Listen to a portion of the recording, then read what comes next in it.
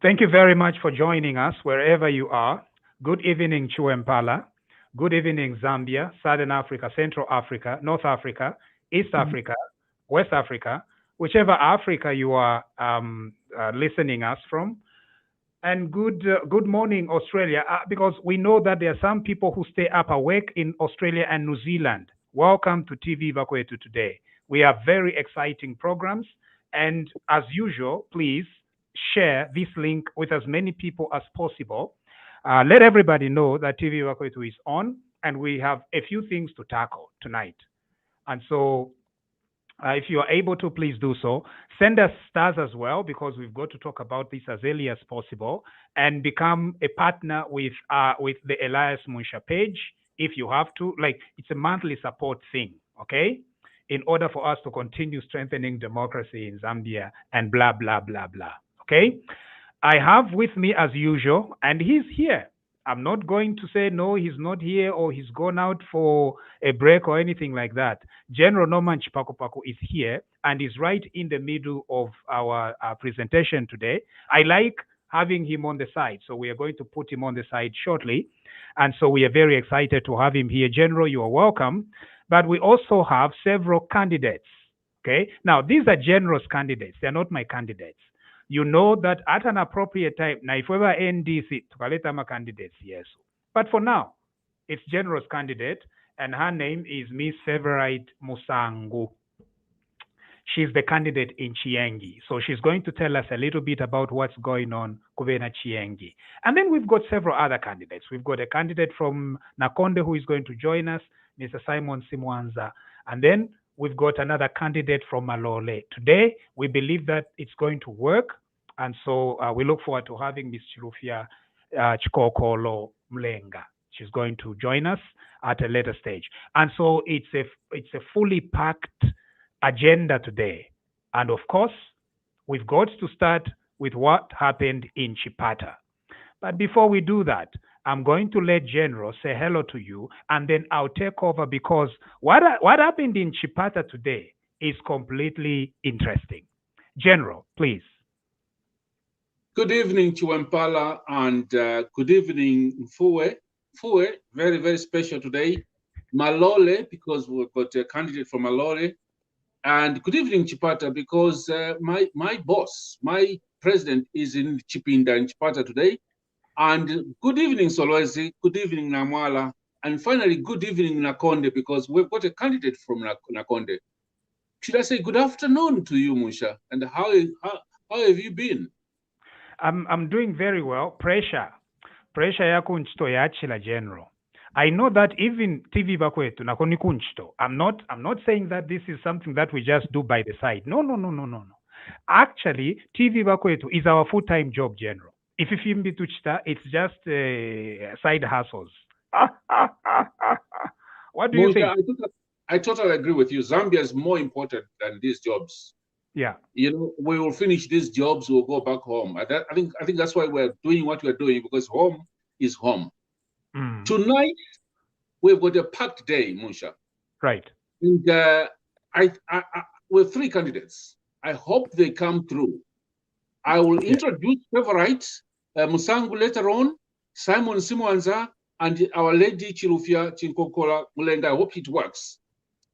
Musha, what happened today in Eastern Province is very, very interesting. Right. Right away, as I'm speaking to you, HH is on Radio Maria in Chipata. After having been tear-gassed in Mpuwe, almost tear-gassed in Lundas. No, in Lundas actually they were very, very good at tear-gas him, but tear-gassed and locked up at the airport in Chipata for 2 hours. Musha, General, I've never seen HH lecture leadership and diplomacy 101 the way he lectured it to Commissioner Lungu today. General, what really caught my attention is how calm he was when he was talking to Commissioner Lungu. He was extremely calm and calculated. you know, because what he was saying was, Commissioner Lungu, I'm a citizen of Zambia. Unless imuba Commissioner Lungu, na musenda border, ero nomba mwachita fence off, Chipata okweba atitetinjise, and I need a passport. But as long as Chipata is part of Zambia, I'm a citizen and I need to have access. It was a very wonderful presentation, where, personally, I was extremely impressed. Mush, I was so worried. I kept on sending messages and I said, Mr. President, don't open that door. The police and all these people think they're smart, but I think we'll be smarter than them. Stand there by the door and address the whole country near the gate. Don't touch the gate. Because if you touch the gate, they will say you're broken government property. Don't touch it. Don't break it. Mm-hmm. I know that airport very well. He could have walked around and appeared at Rupia Banda's house.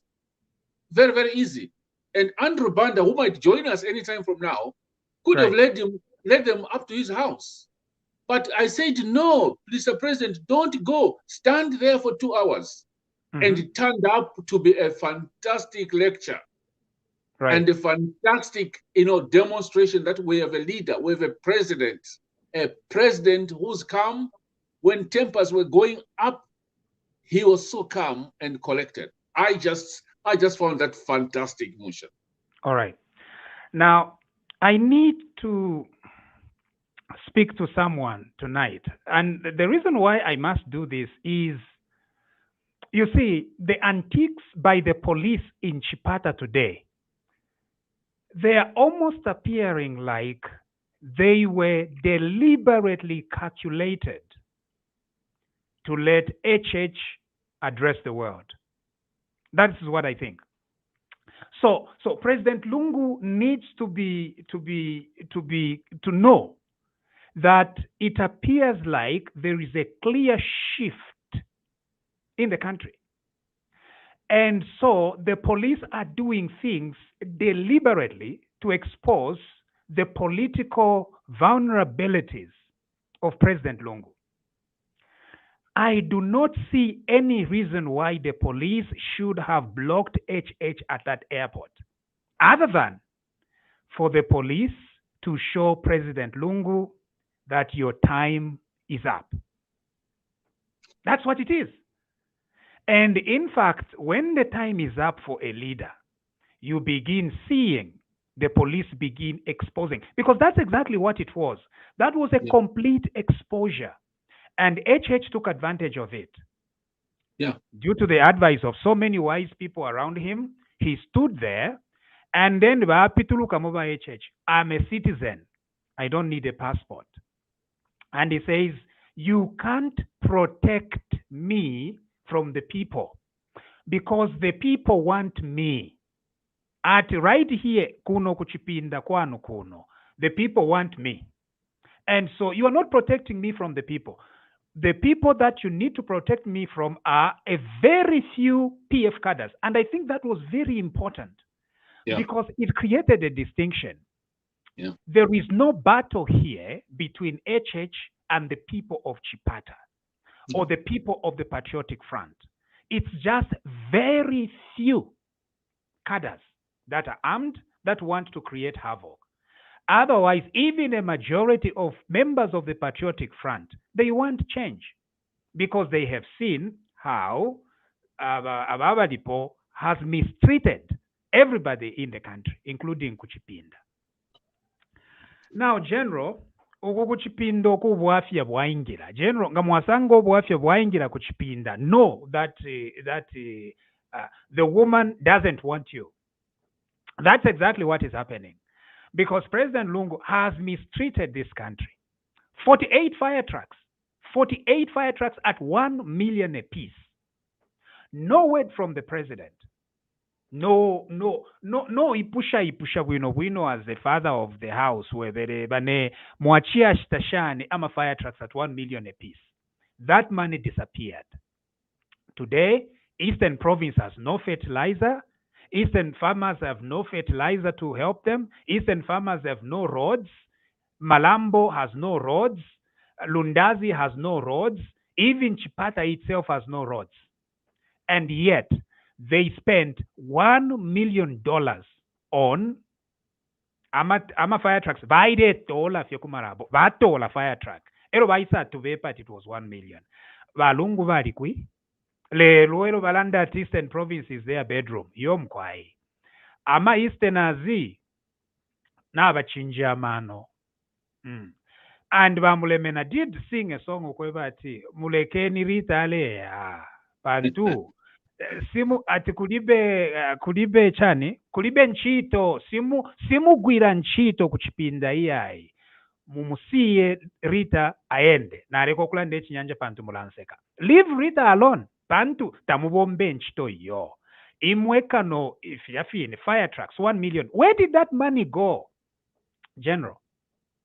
You Musha, the 1 million fire trucks are just still a shock up to me. I don't understand it.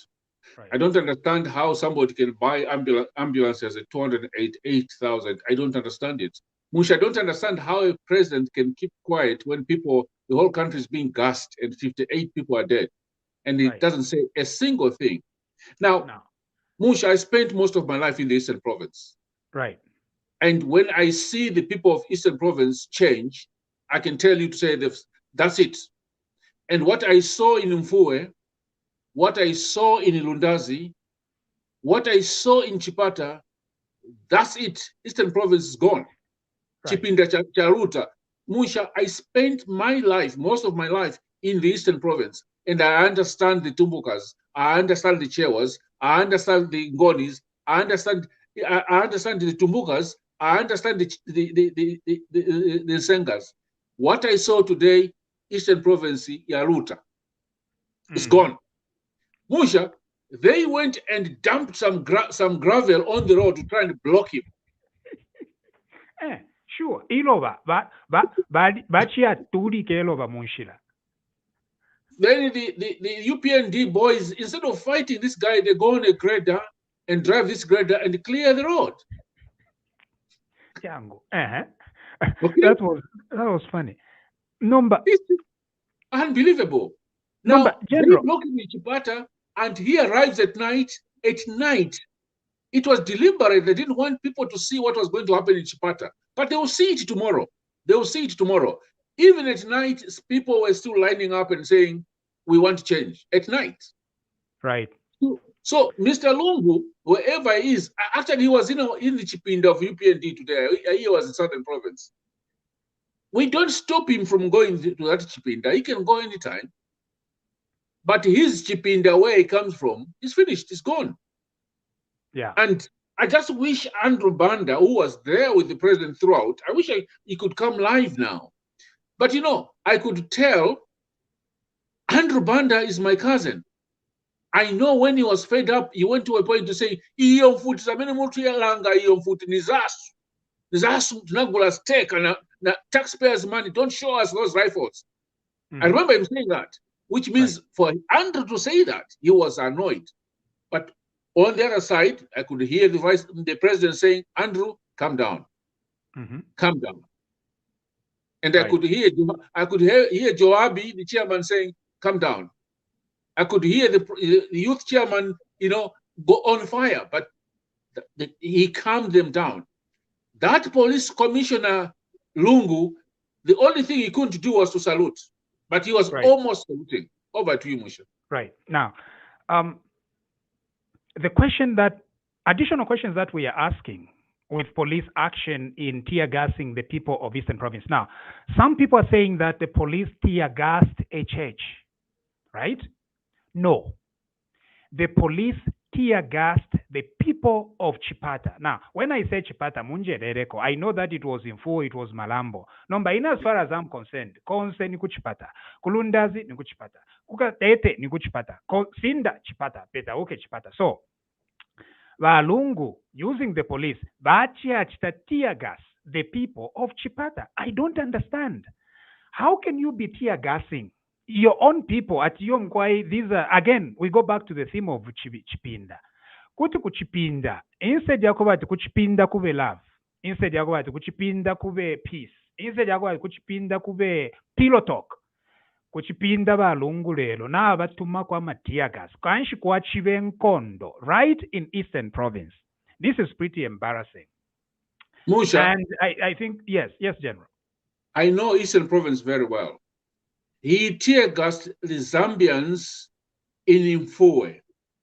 He tear gassed Zambians at Chipata turnoff, airport turnoff, at a place which was Katuta Lodge. I remember that place very well because it was part of my business. We part-owned Katuta Lodge.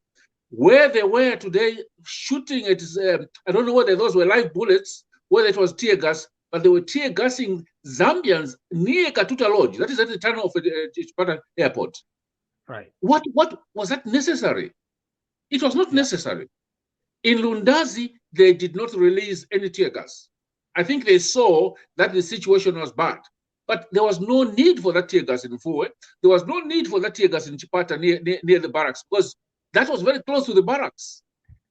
Very, very close where I actually saved Munsha 15 years. I was where HH was, that airport is less than a kilometer from the barracks. So was it necessary for the police to tear gas people and even close the road? Yeah. And that road, Munsha, leads to Mfue. Can you imagine what the tourists thought today if there were any tourists seeing your road to Mfue with the police and tear gas everywhere? It's just sad. Over to you, Musha. Yeah. It's completely unnecessary, and so there is no reason to tear gas our people.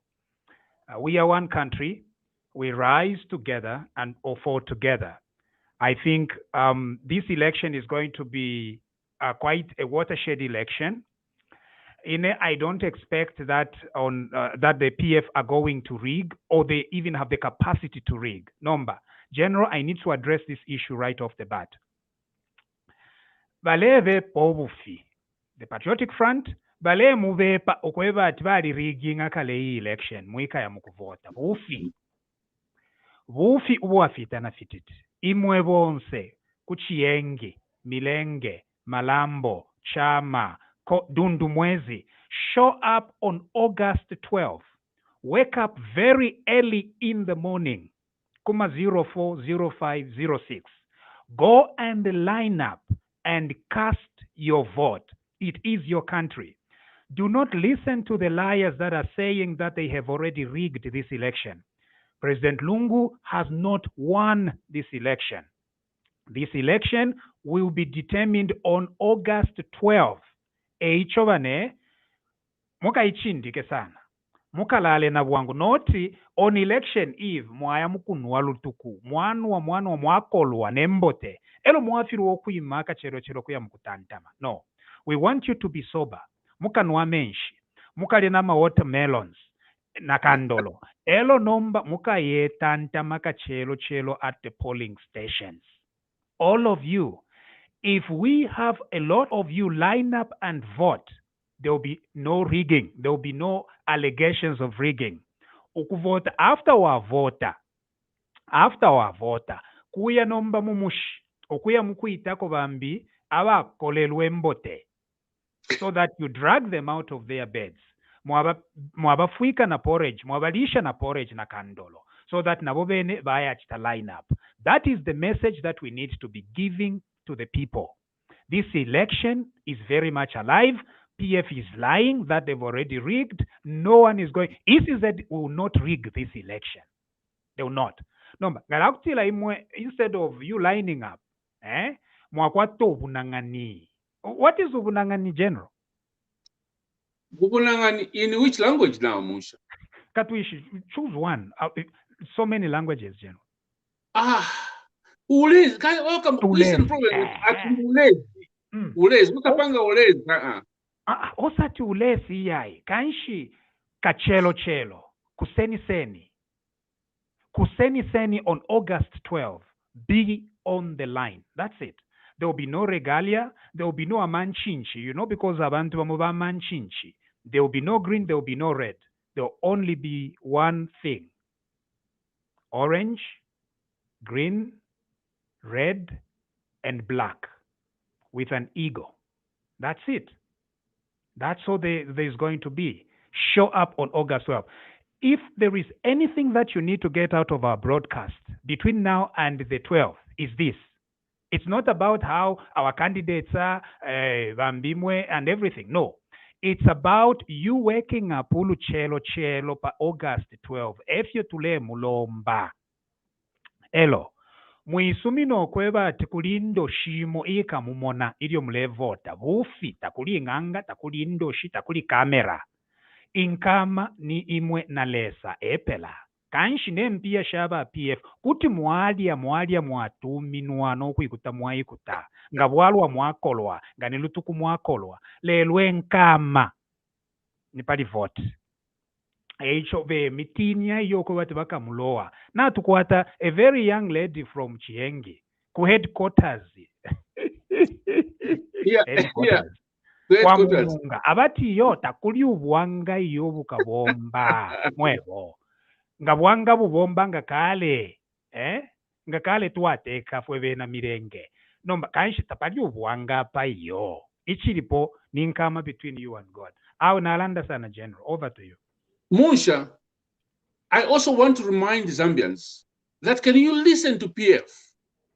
PF is even attacking the Commonwealth observers now. Yeah. They are attacking all the observers and saying, we don't want you to come and observe these elections because the Commonwealth and the EU and all the observers are favoring HH. Whatever, Musha. When did the Commonwealth start favoring HH? Yeah. When did the observers start favoring HH? It's a sign that PF is desperate. They know they're losing these elections, but they want to find somebody to blame. There's a scapegoat every time. It was, first of all, 60,000 militias. No. Military people from Britain trying to forge.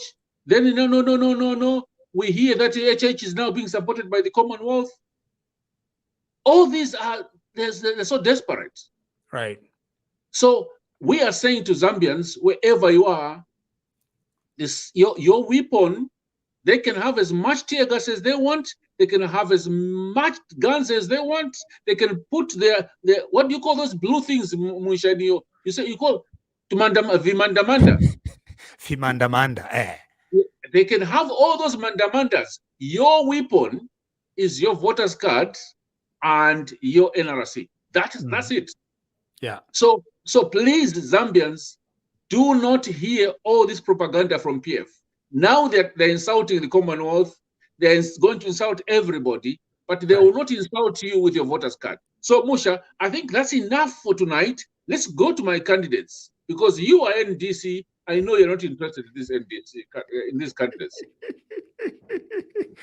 Mwandini, NDC. So, Bamsango Wesu. So let's go to Favorite Musangu from Chiengi. Favorite Musangu from Chiengi, she's a well-qualified lady, and she's got a degree in public administration. She's got a lot of experience working hard, and we just want to welcome you to TV Wakwe, Favorite tonight. I know your favorite in Chiengi, and we will have a few questions for you, and then we'll also try and ask you why you joined the politics. So I will start with you, and then I'll come to Simon. So to start with, welcome, Favorite. What made you join politics? Thank you so much for having me. Good evening to everybody that is following. My name's a Favorite Musangu. I'm the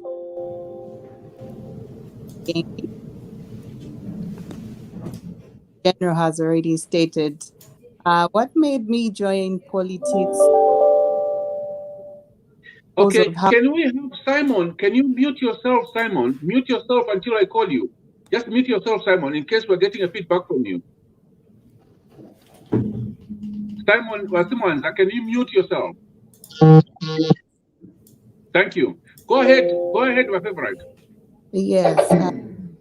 I was saying that what made me join politics is all because of how my constituency is my constituency has been so left behind in terms of the economic development, and it's just lacking behind because it's simply been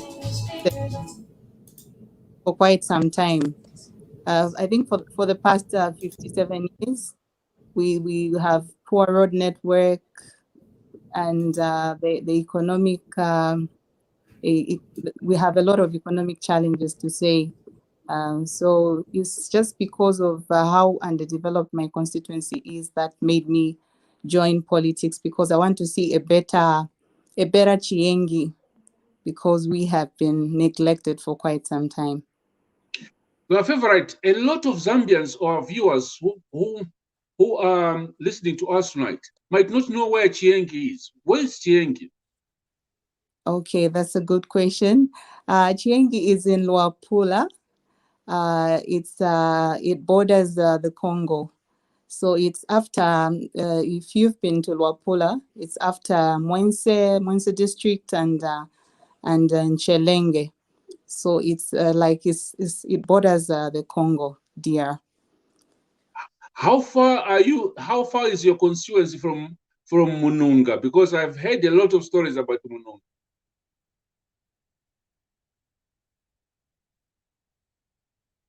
Hi, your favorite. Hello? Can you hear me? Yes, it's really far. Like it's about 900 kilometers from Lusaka to Nchelenge.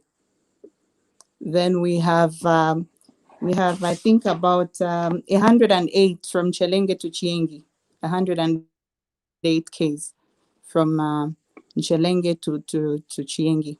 And the road network is really, really bad because the third road. All right. I think viewers, we might have a bit of a problem with the network there. And I'll try and make sure that she comes in Chelenge. So from Chelenge to Chiengi, it's all. Hello. Go ahead, my favorite.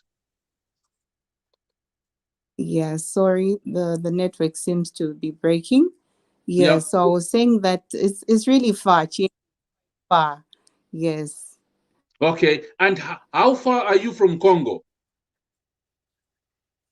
From Congo, it's about like from the Boma to Congo, to Congo DRC, it's about 45 k's.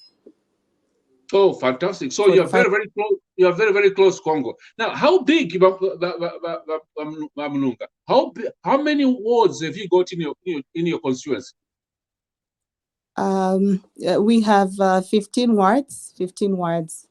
And the chiefdoms, we have 3 chiefdoms: the Chief Mononga and Chief Pota, and then we also have Chieftainess Lambochomba. So we have 15 wards. And how many registered voters do you have in your constituency? Registered voters, we have about 64. You have 54? Is that 54,000? Hello, 890. How many thousands? How many voters? 64,890 registered voters. Yes, in terms of, I think we're on the position in the entire province. Okay. And Bachilufia, could you also mute yourself, please, until I call you in? Mute yourself. Thank you. So, my favorite, how many schools do you have in Chiengi, in your constituency? In secondary schools, and how many primary schools? Secondary schools, we have about 9, and there is also a 10th one, which is under construction. So for secondary schools that are operating, we have 9 of them, and the 10th one. Yes, but they're all day secondary schools. We don't have a boarding school. And then for the primary schools, we have, I think, over 18 Okay. to 20. Yes. Okay. And how equipped do you have enough teachers in the schools? Do you have enough equipment? Definitely not. Definitely not. We don't have enough equipment. Like in most of these secondary schools that I've mentioned, most of them don't have labs, laboratories, and desks. We don't have enough desks. If it's primary schools, it's really a sorry sight, because we have kids that just sit on blocks, others just sit on the floor. Yes, so we have a lot of challenges in terms of the education sector, and Okay. the schools, most of them are not connected to electricity, so we have challenges. And with this e-learning that has come on board with the COVID-19, we have a lot of challenges. Our pupils are not learning; they are just home. And so those are some of the challenges that we are facing. How about on the health side? How many hospitals and clinics have you got? And what is the condition with these hospitals? Are they equipped? Do they have medicines? It's a sorry sight, General Chipakupaku. It's a sorry sight. We have one district hospital, Chiengi District Hospital. It's not fully equipped. We have a very few beds in the admission wards. Yes, so we don't have running water. Sometimes with these power outages, there are times when even the mortuary has not been functioning well. So whenever people lose their beloved, they bury on the same day, or they take the body to to Nchelenge, which is the nearest, where there is a mortuary that functions well, and that's about 108 Ks. So the hospital we have is not equipped at all. We have a lot of challenges. Okay. Before I come to the economy, you know, a lot of people tell us that the Luapula is the bedroom of PF, and that you candidates from UPND, you are just wasting your time. What is your experience at the moment? What can you tell our viewers? Oh, definitely not. Chiengi is no longer a bedroom for the PF. If you're if you Okay. It's no longer a bedroom for the PF, because the people of Chiengi have come to decide that they no longer want the PF to continue, because it being a bedroom, then why should there be no bed in a bedroom? The bed they're referring to is a tarred road, and just the underdevelopment that is here.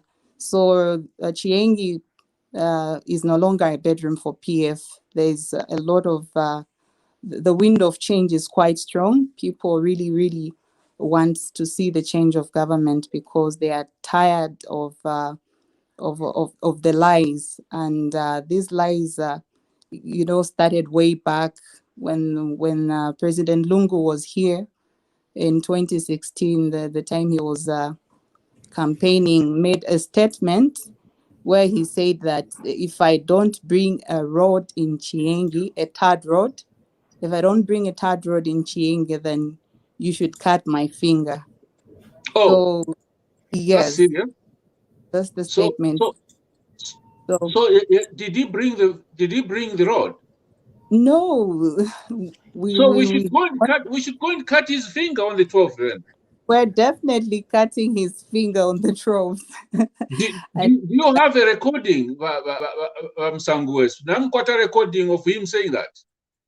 Unfortunately, I think if I look around for it, I think I may find it.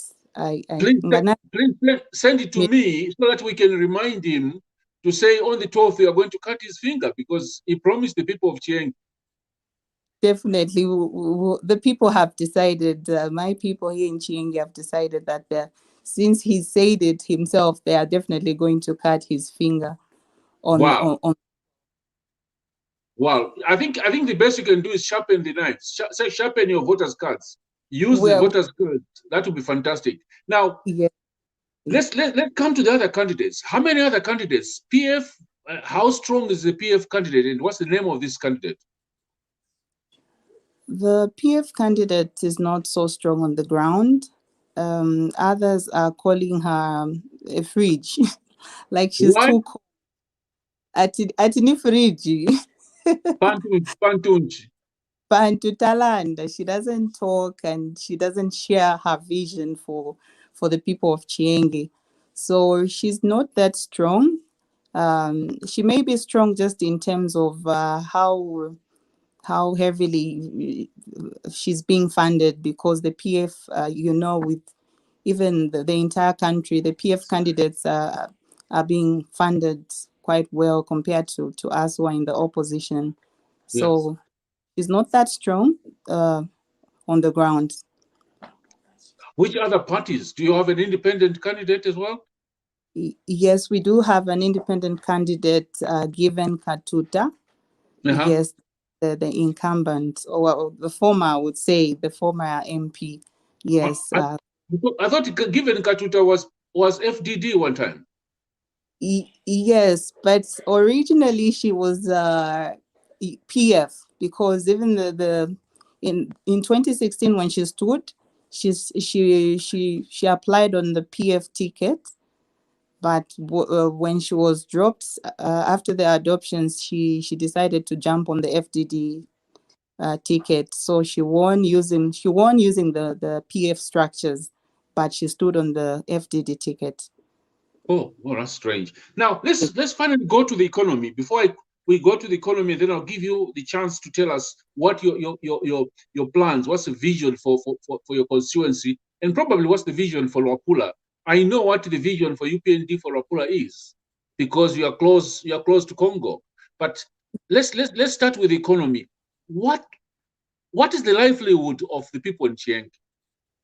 What do you produce? Besides the fish, I know you must have a lot of fish. What do the people in Chiengi, in your constituency, produce? What do you think they can produce more? Because you're very, very close to Congo.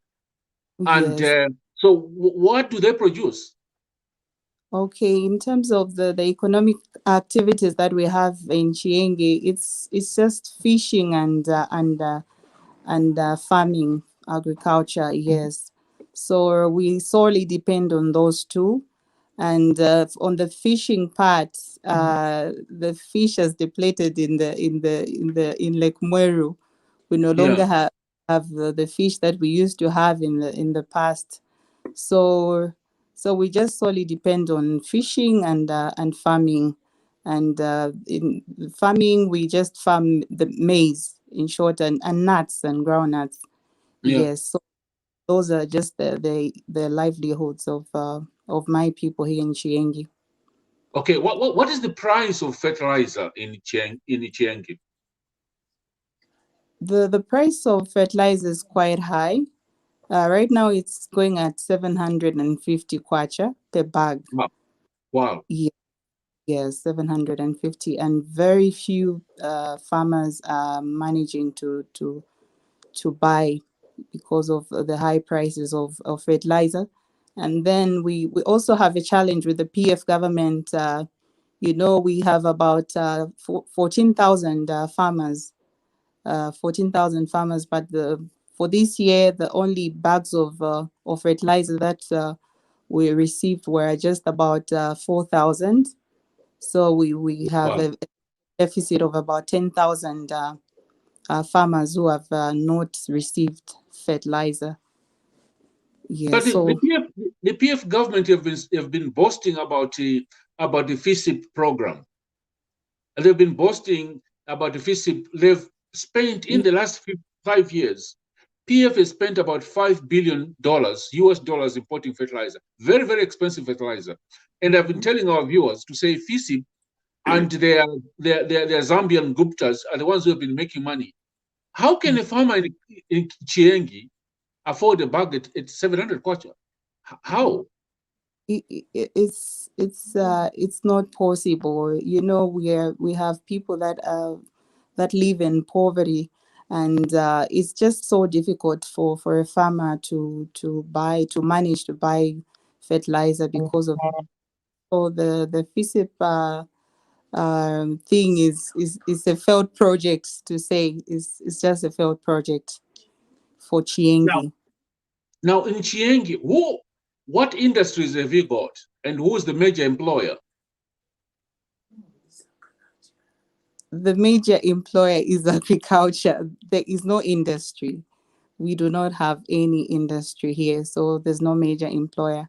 People just mainly depend on fishing and farming, so we don't have an industry here. There are no major processing plants, no milling plants, no stock feed plants. Do you have any livestock as well? We do have livestock, goats and chickens. We do have, but very few. We don't have much. So, and you're saying, favorite, that Lake Mweru has no fish. What happened? And what are your plans to make sure that that water is used and get more fish? Okay, I think that the fish has depleted because of the bad fishing methods that our people have been using. You know, they've been using some of our fishermen use mosquito nets. Do you know? Yes, I do. Yeah, so people have engaged in bad fishing some time, which has caused the depletion of the fish in Lake Mweru. Yes, so it's not as it used to be because of the same bad fishing methods. Okay, now if you won on the 12th, what would be your vision to try and create? First of all, before I go to that, PF tends to boast about cooperatives. How many cooperatives do you have in your constituency? Because I ask this question because a few years ago I did a study on Zambia, Malawi, Tanzania, and Kenya on cooperatives. I noticed that 95% of Zambian cooperatives were dormant. They were only operating during fertilizer time.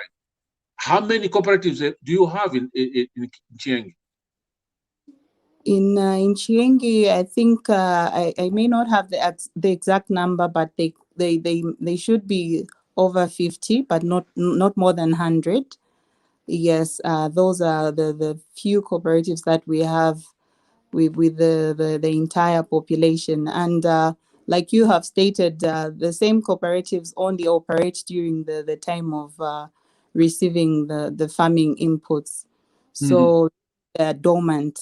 They only operate during the time of receiving farming inputs. Mostly they are dormant. Yes, exactly.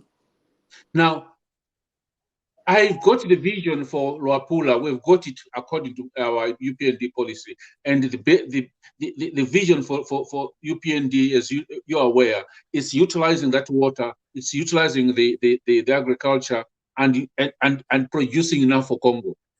So, what plans have you got? If you win, not if you are going to win on the 12th. When you win on the 12th as MP for Chiengi, what will be your plans for the next 5 years? Okay, that's a good question. Thank you for that question. My plan is to come and work on the fish restocking.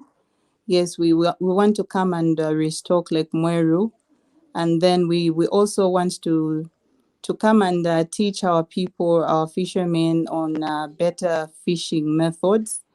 Yes, and also we want to come and venture into aquaculture, because we cannot solely depend on the lake, with the fish bans that come around. So we want to come and venture into aquaculture, and also we also want to come and venture into the fish caging, and the fish ponds, whereby we will be producing fish, even using other these methods. So those are some of the plans that we have. We want to stock the fish in the lake, and also work on those aquaculture projects. Okay. Now, those are very good plans. And what plans would you have for exports to Congo? Because if you're only 45, 50 k's from Congo, don't you think that's an opportunity for you, for people in Chiengi to produce enough, put in a milling plant and export to Congo? Definitely, that is our vision. That is our vision. Congo is just nearby, and mostly they cross over to Zambia, to Chiengi, to buy milling meal. So we want to come and boost the agriculture sector, as the UPND manifesto says, that we want to come and lower the price of fertilizer. So we'll boost our agriculture area, whereby we'll be producing more maize, and we will venture into value addition of making sure that we produce milling meal that will be exporting to Congo, because there is really high demand for milling meal from the Congo. Yeah, Yes. milling meal, stock feeds, groundnuts. Congo buys anything, and Yes. How do you plan to work together with your fellow MPs? How many MPs are in Luapula? In Luapula, we have 11, I 11. think. How do you plan to work together? Because my experience, having been a former politician, is that if MPs work together in a province and all plan together and have a clear provincial plan and a provincial vision besides the national vision, you tend to achieve more. So how do you plan the 11 of you to work together? Okay, that's a good question. We plan to come and join forces with, especially for me, because I'm closer to Nchelenge. So I've been having talks with the Honorable Chisha Mwewa on how we are going to join forces to help develop our province. So we have plans on how we are going to work together and join forces, on how we can work on all those economic activities that I've stated, and even enhance on more and venture in more other economic activities that are going to boost up our economy here in Chiengi. Yes. Then we also have minerals, by the way, though I did not mention. Wow. Because yes, we have a belt of copper that is in the Congo. Yes, and from the surveyors in the past that have visited our area, they have clearly stated that that if we looked for investors, we can venture into mining, because the same belt that is in Congo also enters into Chiengi, in the I think I would say the western part of Chiengi. So we have a high grade, actually a high grade of copper here in Chiengi, has not been just exploited. Yeah, so we need investors to come and exploit those areas, because we have very high potential, because Congo is exporting copper. Yeah. Yeah. and they pass through Chiengi, so there are trucks passing through Chiengi every now and then. So those are some of the issues that we are going to come and work on. Now, for you to industrialize and for you to export, you need energy. How is the energy situation? Because with the UPND policy, we want to put up 100 megawatts of solar in each province. That's the plan. And the current situation, how efficient is your energy sector? How is your ZESCO doing? It's our ZESCO is not doing well. It's really poor because we are tapping our line from Musonda Falls. Musonda Falls, yeah. Yes, that's Musonda Falls. So I think we need to come and boost our hydro electric system here in order for us to venture into some of the same projects that I've talked about. Because right now, as I'm speaking, we are not doing well. Okay. Yeah. Yes. Now, there's one thing which we're also interested in UPND is the markets. How many markets have you got? Good question. Very few modern markets. Very few. I think we only have one. The whole entire constituency. We just have one. Yes, and we have areas like in Lupia. Lupia produces a lot of fish. Yes, the same small fishes. I don't know what you call them. The carpenter. Yes. Carpenter. Yes. Lupia. Yes, Chisense. Yes.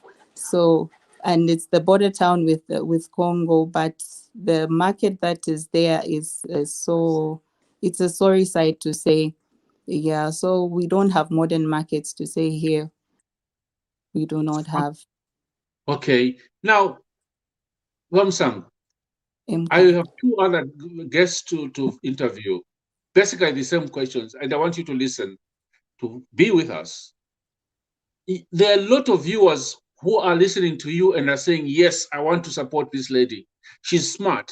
She knows what she's talking about. They want UPND to win the seat. What would be your appeal if I gave you 2 minutes to appeal to these Zambians in the diaspora, Zambians in Zambia, Zambians all over the world?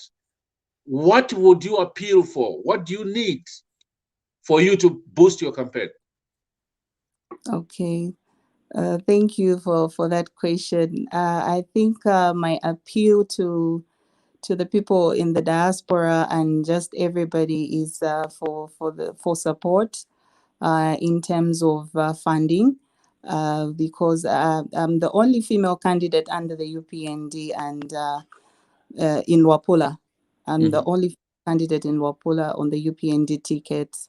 And I have this stigma around and a lot of challenges, and not a lot of financial challenges, because my constituency is quite vast, and it has high numbers of registered voters, and it is one of the constituencies that is under the rigging points for the PF.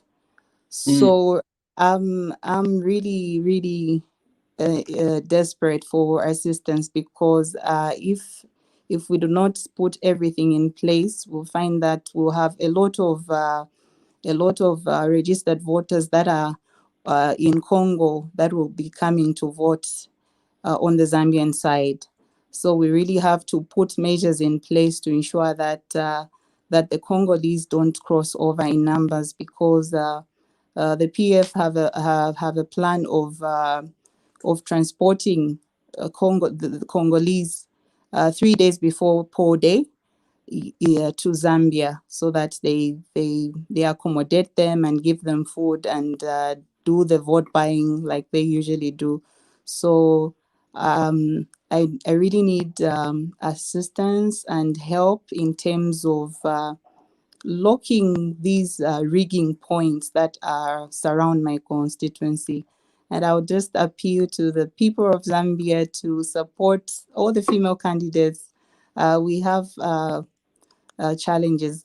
We have challenges, and I would just appeal to the Zambian people to indeed support the Okay. UP.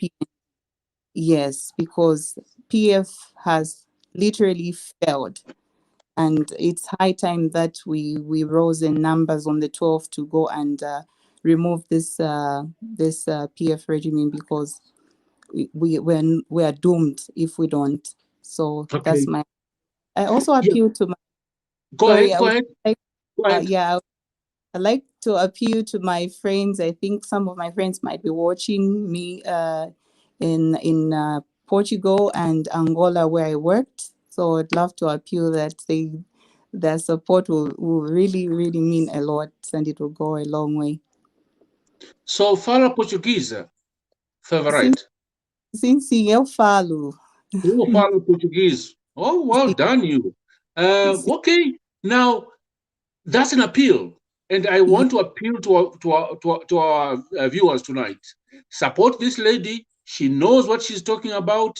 She's quite smart. Chiengi, we must win Chiengi. Now, we we must win Chiengi. We must. In fact, for me, I'm telling people we must win Luapula. We must win Northern Province. We must. Because there's no bedroom for PF anymore. Now, we always appeal to people in the diaspora, in Zambia, wherever, even your friends in Angola and Rwanda. But before we appeal on your behalf, we ask you for your permission for your number. Would you want us to give them your number? definitely. I don't have a problem with that. Because in this country, it's illegal. It's illegal to give somebody's number without their permission. So I will go ahead and give them your number. To our viewers, I would like you to support Favorite Musangu. You people, especially today, I'm going to embarrass the people of Eastern Province. If you people of Eastern Province you always think that Luapula is your bedroom, and that the people of Northern Province and Luapula are your cousins, I want to challenge you tonight. Phone this number in Zambia, +260 97 677 4964. My eyes are getting bad. I think I need to get new glasses. So it's +260 97 677 1964.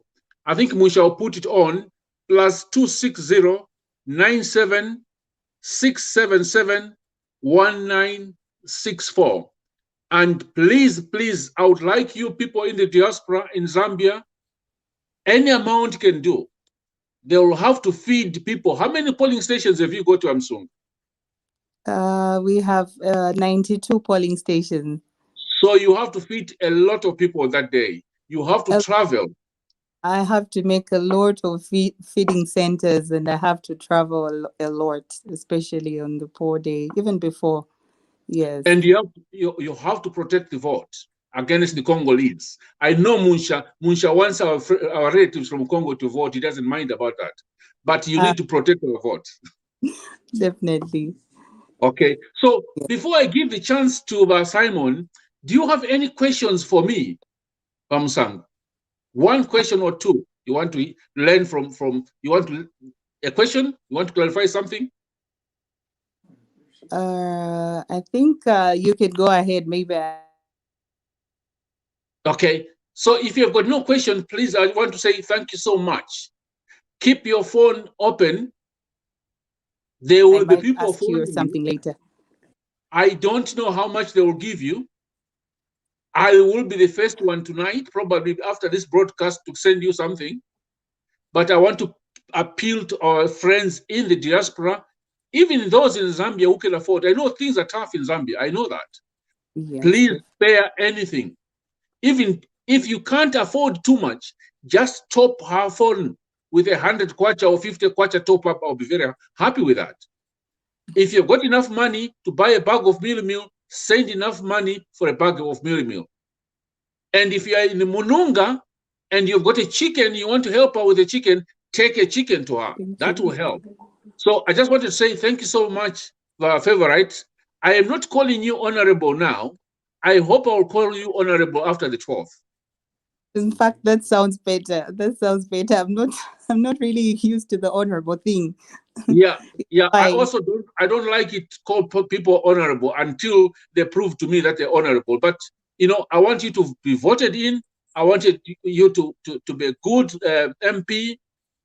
I don't know what else you'll be given, what job you'll be given. I don't know. But let's win the MP first. And then I'll call you an honorable. I'll see you in Lusaka when you win because I'll be there. Okay. So thank you so much. Don't go anywhere. Just mute yourself. All right. Okay. Thank you so much. And God bless. We wish you all the best.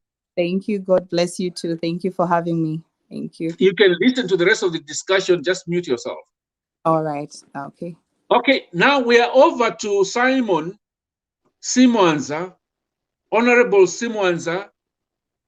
You want to call yourself honorable before you're elected? Not really. Not really. Honorable Simwanza, first of all, can you tell us briefly? I know that you've got a degree in public administration. Briefly tell us about yourself. Honorable Simwanza is a man aged 35, was born right here in Nakonde, and went to one of the schools here in Nakonde under the chiefdom of Chieftainess Waitwika.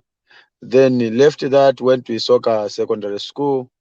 He left Isoka Secondary School. He joined the University of Zambia in the year 2010 and graduated with a degree in development studies with public administration. Came to Nakonde, started his own businesses, and then also joined the politics at the level of a councillorship from 2016 to 2021. And I was privileged there to be a deputy council chairperson. Then we parted ways with PF just after adoptions, and I decided to join the United Party for National Development. Thank you so much. First of all, you're a businessman. Why did you join Simwanza? Why did you join politics? It's a very strange game, especially when you've got a degree. Yes, if you look at the courses I did even in my degree, Nakonde is a district that has been lagging far much in terms of development. You see, the inception of Nakonde in terms of education has been very pathetic. We don't have clear education structures, and the education system here is a solid site, like my sister was putting it. When you look at Nakonde, it's a district that is very vast and with a pathetic road network. It borders with Malawi, it borders with a district called Mbala, it borders with Tanzania, and borders with Isoka. It is quite a vast district which can even be divided into 3 districts or so. So when you look at the distances between the schools, it has been one source of the concern, where you find that the schools are spaced nearly 20 kilometers apart. So for a single child from the midpoint to walk every day to that distance, you find that most of my brothers and sisters have been dropping out of schools at very tender age. And when you look at Nakonde has 105 schools, of which 67 of them are primary schools.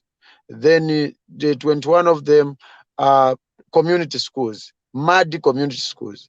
When you go to say there are 16 of them, these are former basic schools which have unfortunately just been nicknamed to be secondary schools, whilst maintaining their initial state of a typical basic school by then.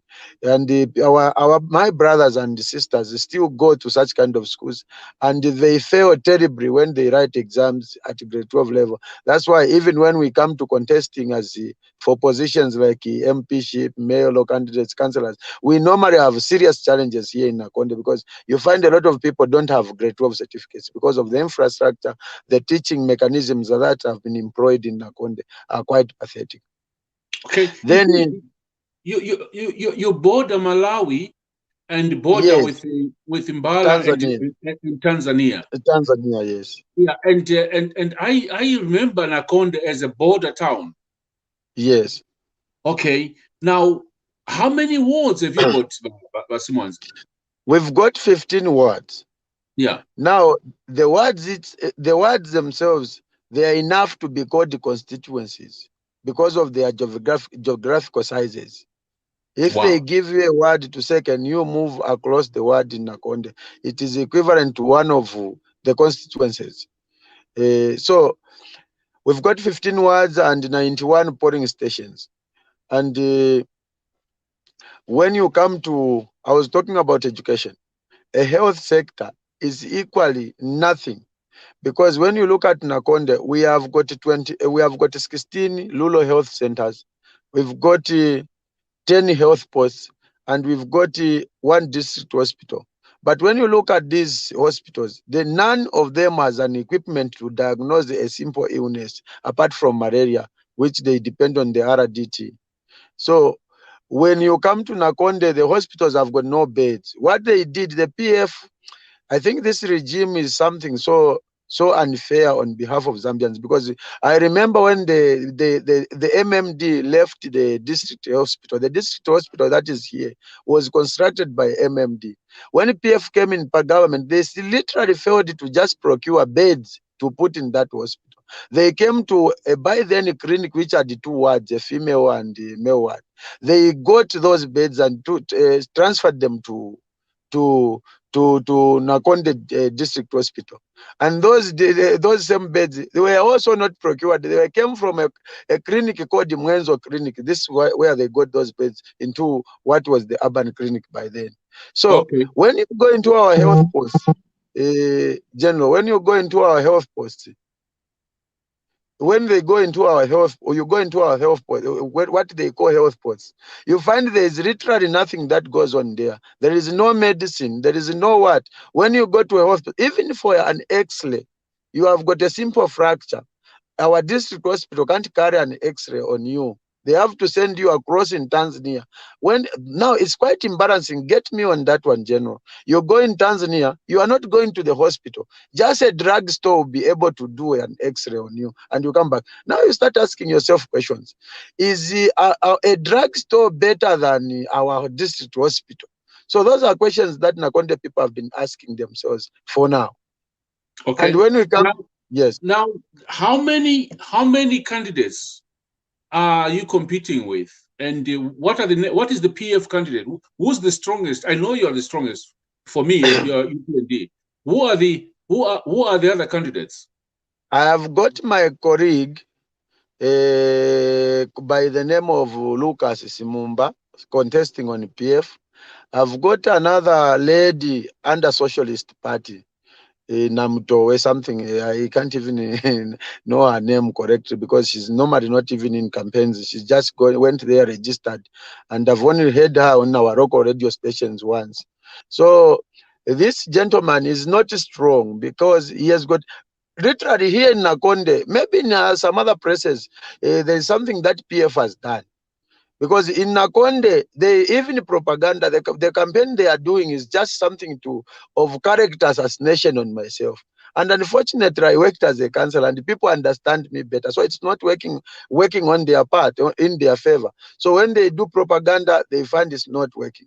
They do this, it's not working. What they have resorted to now is bribing people with this little money. And the people have turned them, they are saying, Papa kulira, Papa kuvotera. So they are getting frustrated day by day. And sometimes they organize gangs to come and attack me with machetes as their usual business is. But you find that the people... Is this the place where there were almost some riots a few weeks ago? There have been riots and we are banned. We were on one of the districts because initially I used to take them on. When they come, we have got a bigger numbers, we have got everything. We could take them on, beat them even at the police stations, including the police. They ran away from the station. Then the chief had to summon me and said, "My son, you don't have to be this cruel. Let them put their flags, they will not vote. Let them do this, it will not happen. But maintain peaceful campaigns. We know you are a good boy. Then I had to respect my chief. That's why when you come to Nakonde today, you see 1 or 2, 3 flags for PF. But I've only tolerated them. I can assure you, my general, I will not tolerate them during the voting day. That one I will not tolerate. What I'm saying, Wasimonza, is that our policy is very, very clear as UPND that we will not attack people, but we will only defend ourselves. Yeah. Because when they come with machetes, we can't just die as if we are mad. Even if our president is preaching peace, we are preaching peace. But should they come and try to attack us, we will defend ourselves because we are also afraid of dying. Yeah, that's true. Okay, let's move on now. Let's move on to the situation of the economy. Nakonde, that border post is one of the busiest border posts in the country. After Chirundu and after Mwami border, where I come from, it comes Nakonde. Nakonde, yeah. What do you think should be done to make sure that that border post is more efficient and that people use it more? And how is the road network to make Nakonde a busy port? You know, me, I'm a Christian, and whatever I say here will reflect my Christian values. Unlike these other Christians who machete people, do this and still portray their pictures as real Christians when they enter some churches here and there, when we actually don't even know which churches they go to. So in Nakonde here, there is no road. There is no road literally from here up to Serenje. There are serious potholes. The road is damaged. The contractors were brought in to say they constructed 200-kilometer stretch from Chinsali to Nakonde. Unfortunately, that contract has been given nearly 4 years for construction. And I'm suspecting why they have done this. They have stolen the money for the contract. Now they are raising money little by little because you can't be this slow. You can't be this slow. It's not just acceptable. So the road is bad. Then, as if that is not enough, PF is using his powers to make some deals within the border to deprive business from other young clearing agents, and these people are fetching because they have got their own groups. They have got their, like even my fellow candidate from PF is also a clearing agent. I hear rumors some clearing agents are complaining to say he has almost gotten all the business from the colleagues because he's using some methods where he's being favored on the roads. When others clear goods, they are intercepted all the way up to Lusaka, but his are not intercepted. And that has turned the situation around as well here in Nakonde. And when you look at the business, like the economy as you are putting it out, Nakonde people like Namwangas, like myself, we are known to be strong farmers. We are people who believe in working in ourselves. We are business people. We are entrepreneurs. But this government has done very little to empower Namwanga people here. He has done very little to put us on track, bring any form of industry. You know, when you look at Tanzania, we take an instance, a climate from somewhere Mbeya to Mpika, we have the same climate here. But when you go to Tanzania, I heard you said you did a certain survey. Mbeya region is the food basket for the entire Tanzania. Yeah. But I don't know what has been wrong with our government not to make Nakonde and these other neighboring districts the food basket for the entire Zambia. Because we can't all be mining minerals. We cannot survive on that. So we need to really diversify. If we are diversifying, we should consider areas like Nakonde. We put meaningful, goal-oriented investment in agriculture as well as aquaculture, so as we absorb the labor power that is being wasted along the streets of Nakonde, because we literally have nothing to be doing.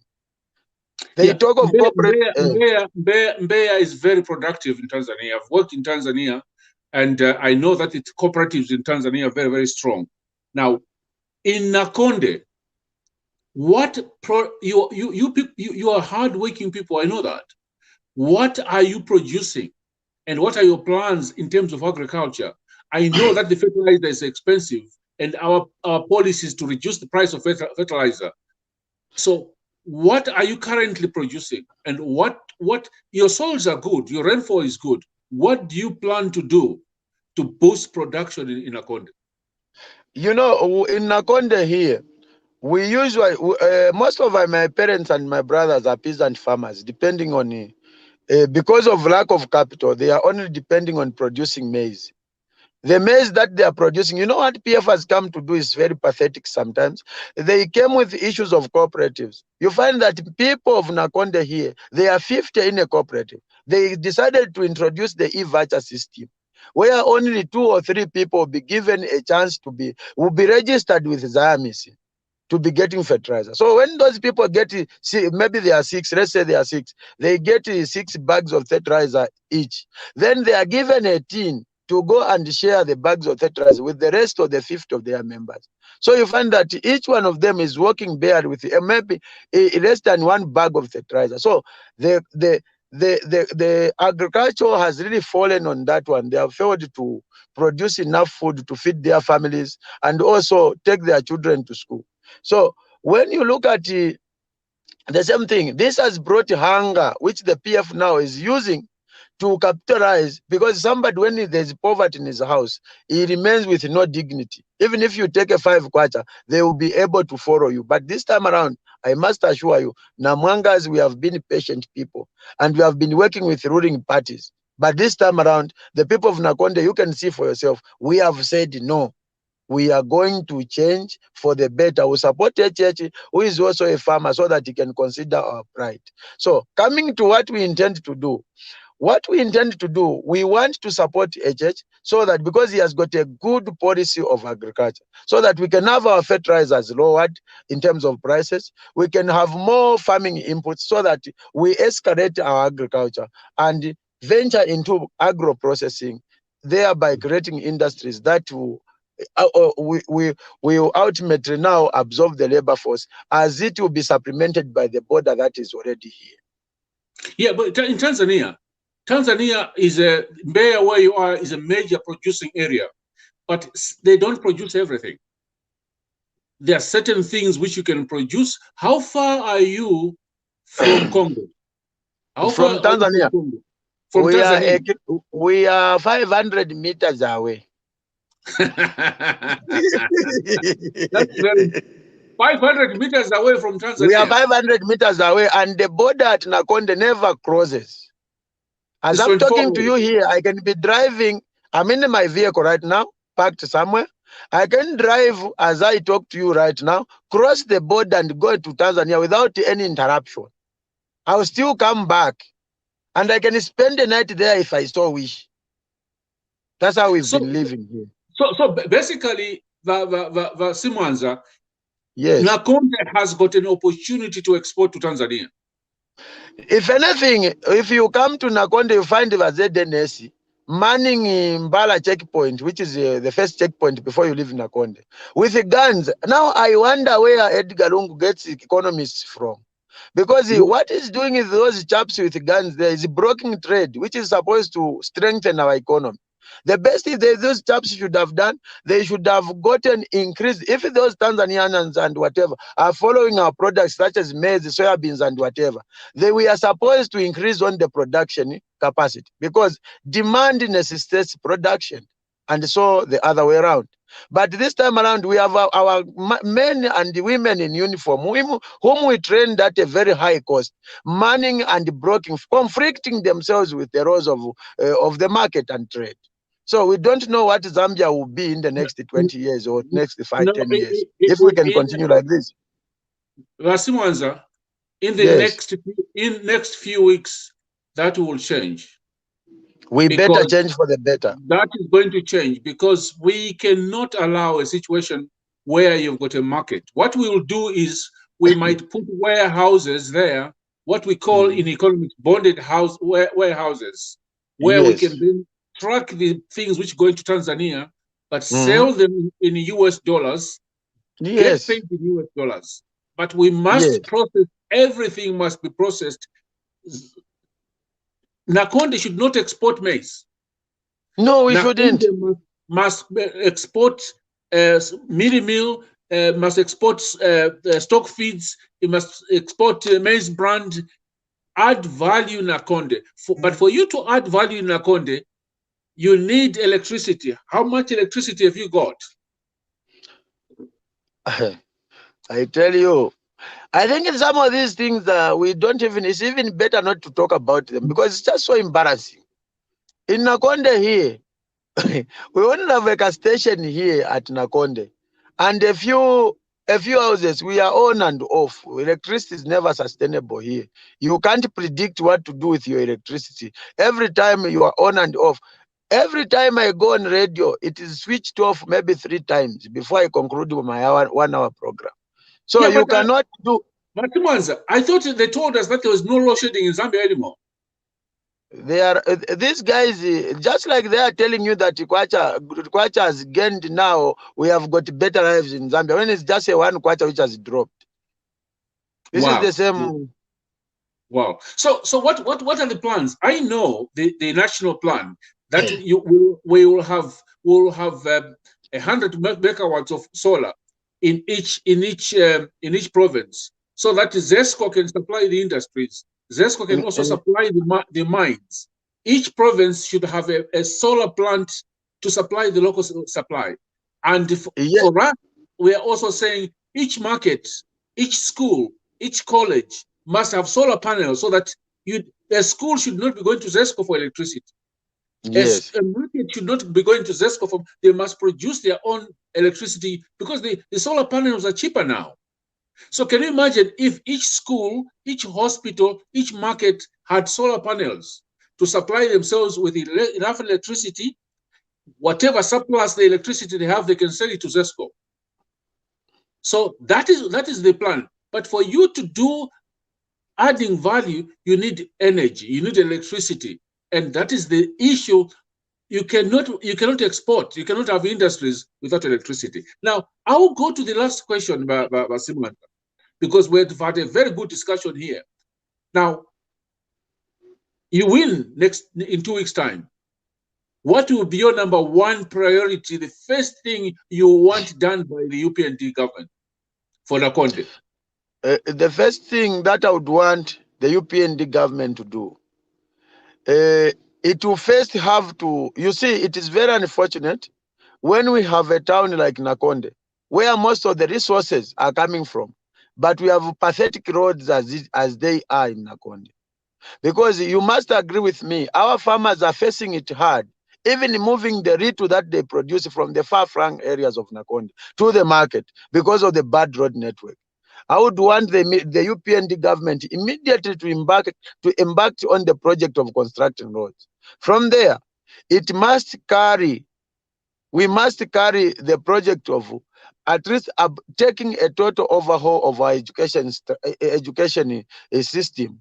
We must take a total overhaul of our health system. Then we must convert Nakonde into a contemporary industrial district, so that we are able now to give the young people jobs that they deserve. We are able to produce what we can produce for export, and also strengthening our economy as Zambia. The educational system, I participated in the policy for education for UPND. One of the areas where we will tackle hard, I'm in the education sector here as well, is changing the curriculum, making sure that our students are taught entrepreneurship at the earliest stage, make sure that they are given skills. We are going to emphasize on what we call STEM, that is science, technology, engineering, and mathematics, not this STEM which PF is talking about. And we are also going to make sure that skills are given to students from grade 7, grade 12. By the time you finish grade 12, you must have proper skills. The Zambian educational system is only teaching our students to learn how to read and write and how to prepare to work for the government. We're saying no. We want to turn it other way around. You must have skills. You must be a good bricklayer. You must be a good farmer. You must be a good carpenter. You must be a good electrician. You must be a good mechanic by the time you reach grade 12. And then you can go to college if you want to go to college. because not everybody will go to college, not everybody will go to the university. So we will change the curriculum. We have already got the plans to change the curriculum completely, so that if a child drops out at grade 12, at grade 9, they must have skills. Yes. You can go to agriculture, you can go to fisheries, you can do pottery, you can be a mechanic. You don't need to be a Form 5 to make a good mechanic or carpenter or thatcher or bricklayer. So that is this area where we are going to change our curriculum and make sure that we also bring industries. The industries and businesses should be involved to help the schools, so that the school will, by the time you finish grade 12, you should understand how a business is run. That's how we are going to change the curriculum. And I'm sure that our other candidates are listening. That is the policy for UPND on education. It's skills development. It's teaching science. It's teaching technology. It's teaching engineering. It's teaching mathematics, so that we can have a very modern economy. But more so, out of that, we will really need to make sure that we create jobs. People can create jobs for themselves. Do you know how many students drop out at grade 12 who go in the streets, in Zambia per year? I know. Because in Nakonde here, the pass rate for the grade 12, taking the case study of last year, is only 45%. So now you are talking of 55%. Dropping with Mazilos, and these are the people who are forced to receipt. Now, that's why I was so excited to find myself in UPND, especially after I'd gone thoroughly into the manifesto, because I must confess I'm the newest member who is coming from the PF. And when I read the manifesto for UPND, it really bailed me, because when I looked at how you plan the education to be like, it is so marvelous. It's so interesting, because when we drop out 55%, which means they are going along the streets only to be these thugs that the PF candidate is coming and entering the compounds to say, how many of you have been killing people here? Come here, I give you jobs for security guards. He buys them boots and whatever. I said, now, if you can give jobs to criminals, what are you thinking about these innocent people? That is a story for another day.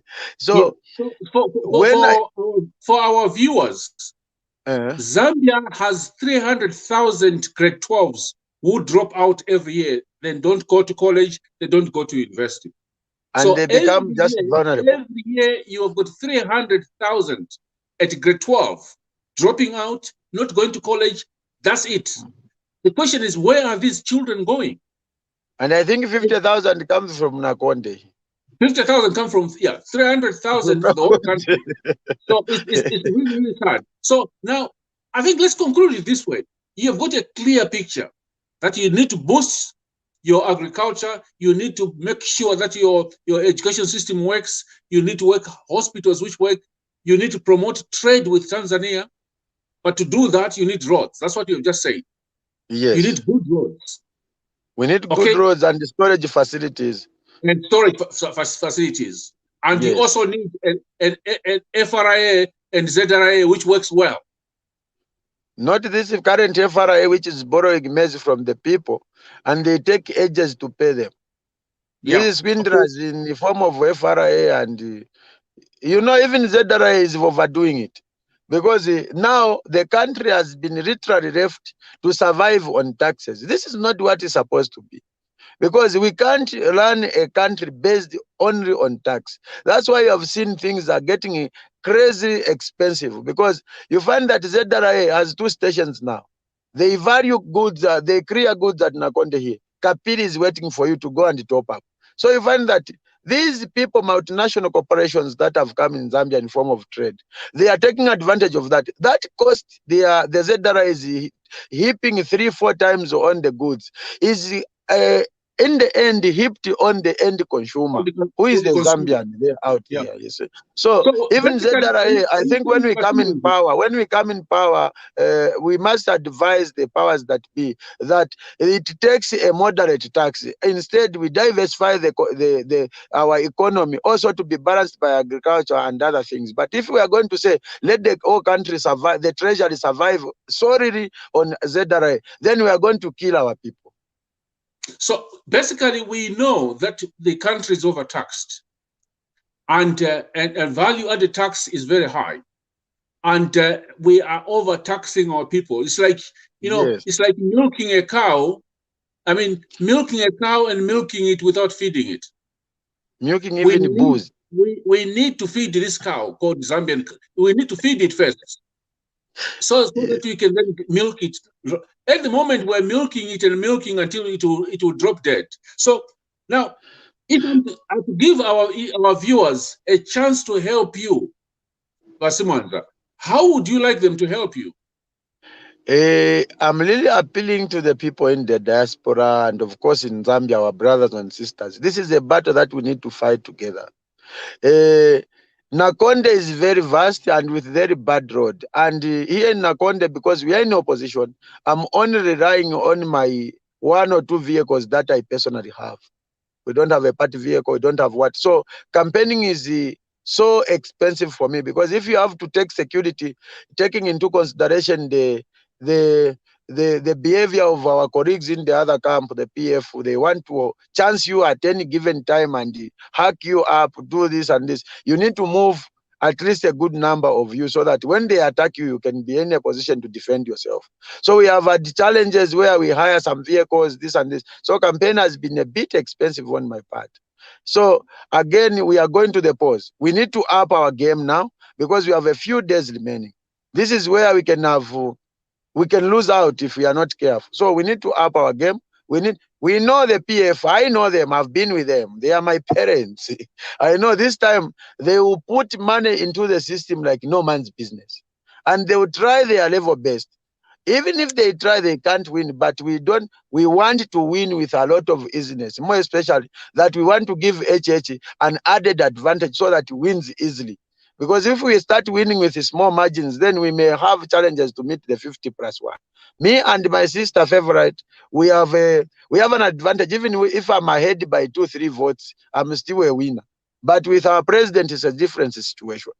So what I'm appealing to the people out there in diaspora, if there's anything they can help us in kind, it may be whatever you mentioned in the first press. Anything. We are not demanding for billions or whatever, but anything as a Zambian you feel to be patriotic and you fight this battle together, you can come in and give us anything that can really see us through.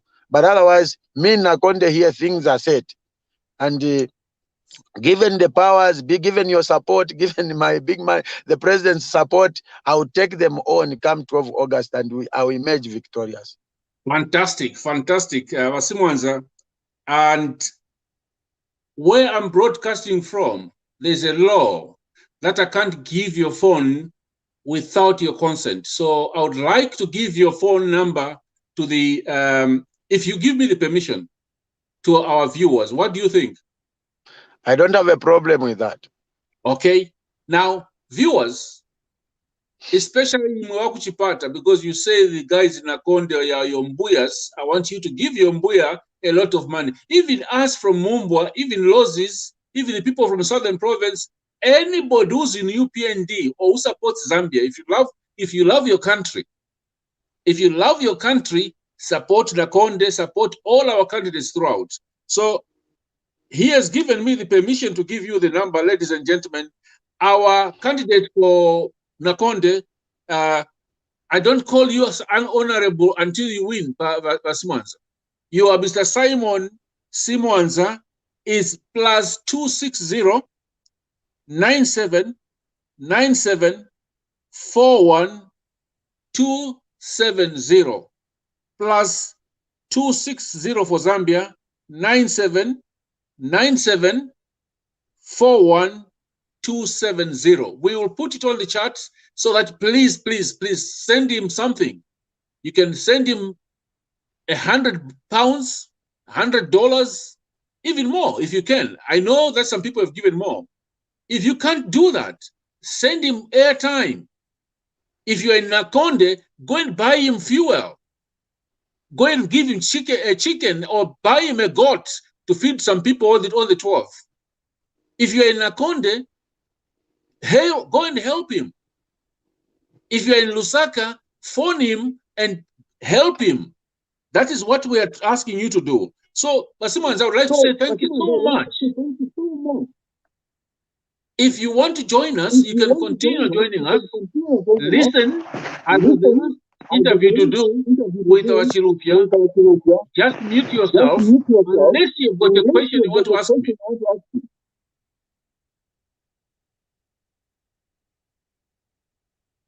Hello? If you got any question, Basimans. No, literally, I don't have a question per se. I'm just happy that you are coming. You are also, the party is also concerned more especially at this level where you come, we interact and be able to exchange our challenges and also give each other hopes and be able to update you and also you update us with some, because I've actually learned a lot. You have explained, like in the education sector, you have explained what the party holds, even much more clearer than I read it in the constitution, the party manifesto. So I'm really glad to meet you online. Thank you very much, General. Well, that is the advantage of this technology. We must take advantage of this technology to share information and use it. In fact, for all the MPs, I've said, if you want, you've got 30 minutes, let's come together online. Let's share information so that we can give you ideas. I'm a cooperative specialist. And I've always told our candidates, if you want us to talk about cooperatives in your area, not these cooperatives those are fake cooperatives. If you want to talk about cooperatives in your constituency, let's have 1 hour before the elections. Let's talk. I will try and advise you the way I've advised the Tanzanians, the way I've advised the Kenyans, the way I've advised the Malawians and the Ghanaians. So I'm here. That's why UPND has got all of us with different skills. If you want to know about energy, we've got a team of energy specialists that will help you. So thank you so much, Wasimanza. You mute your button and listen in, and let me move on to Achilufia. Thank you so much, Achilufia. Unmute yourself, please. Our viewers, I hope you are not getting tired, because tonight we thought of getting more people because we had a problem with so many candidates trying to come through. And tonight we have got Achilufia Chikonkolo Mulenga, who's our candidate in Malole. For the last few days, she has struggled, really struggled to join us. But she has insisted, she said she was not going to go because she had a problem with her internet. So I want to confirm, Achilufia, are you able to hear us? Yes, sir, I'm very much able to hear you. I hope you have enjoyed the discussion I've had with my favorite Msangu, Nawasimanza. Very, very much, and learning a lot. Thank you so much. Today you have improved yourself. Where are you today, Achilufia? I'm in Kasama. I had to drive back where I was and just to come and do this interview. Yes, I was deep down in the. So thank you so much for taking the time. You failed yesterday, you failed the day before yesterday, but today you're successful. So I will give you the chance, Mulenga, to introduce yourself briefly, just briefly. Who is Chilufia Chikonkolo Mulenga? Thank you very much, Kwenana Aisha Sana, to just come through this interview. It hasn't been easy. Even when we were connecting, I'm actually using a phone of a colleague because my phone failed. My name's, as you have stated, Chilufia Chikonkolo Mulenga. I was born in Chitimkulu. I'm 46 years old. I did my primary education here in Kasama. even my secondary school, Kasama Girls, I completed there. I furthered my studies in SA, where I studied public administration, specializing in governance, where I was equipped with skills to serve communities in different communities. Just a minute, Vachilufia. But Simon, can you mute yourself, please? Oh. Simon, mute you. Thank you so much. Go ahead, Vachilufia. My work background is not so impressive. I've only worked just when I returned to Zambia, I worked for Jesse Mbanga School as a school admin, and thereafter I've just ventured in doing my own businesses. I own a shop called Toda Christian Bookshop. So I've just been doing community work at church. I'm one of the ladies at church that inspired. We were doing a community work at Chainama Hills Hospital, feeding the mentally disabled, and even material aftercare. Thereafter, I got interested. I joined UPND. I'm a politician by birth, because I'm coming from a family of politics. My dad was an MP for Malole constituency in 1983 when I was in grade 3. And I think from that background. What was the name of your father? My dad is Mr. Remy Kaluluch Konkolo. He's late now. Yeah, I remember. He was an MP for, yes. Yeah. Yeah. So okay. I am coming from that background, and I love people. So I've never joined any other party apart from UPND.